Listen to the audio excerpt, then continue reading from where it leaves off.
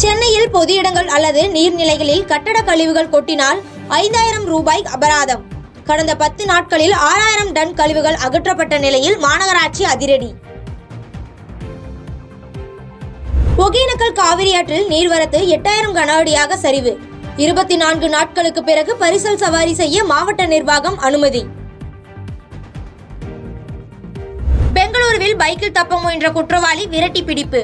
75 வழக்குகளில் தேடப்பட்டவரை போராடி பிடித்த காவல்துறைக்கு குவியும் பாராட்டு. கோடியக்கரை அருகே தமிழ்நாடு மீனவர்கள் மீது இலங்கை கடற்கொள்ளையர்கள் தாக்குதல். படகுகளையும் சேதப்படுத்தி மீன்பிடி உபகரணங்களை அள்ளிச் சென்றதால் மீனவர்கள் வேதனை. பதக்கம் பெற்ற வீராங்கனைக்கு அளிக்கப்படும் மரியாதையுடன் வினேஷ் போகத்தை வரவேற்க ஹரியானா அரசு முடிவு. ஒலிம்பிக் வெள்ளி பதக்கத்திற்குரிய விருதுகளும் சலுகைகளும் வழங்கப்படும் எனவும் முதலமைச்சர் நயாப் சிங் சைனி அறிவிப்பு. பாதகம் செய்பவரை கண்டால் நாம் பயங்கொள்ளலாகாது பாப்பா. மோதி மிதித்து விடு பாப்பா, அவர் முகத்தில் உமிழ்ந்து விடு பாப்பா. அண்மை செய்திகளை உடனுக்குடன் தெரிந்து கொள்ள இணைந்திருங்கள் இயம்நாடு தொலைக்காட்சியுடன்.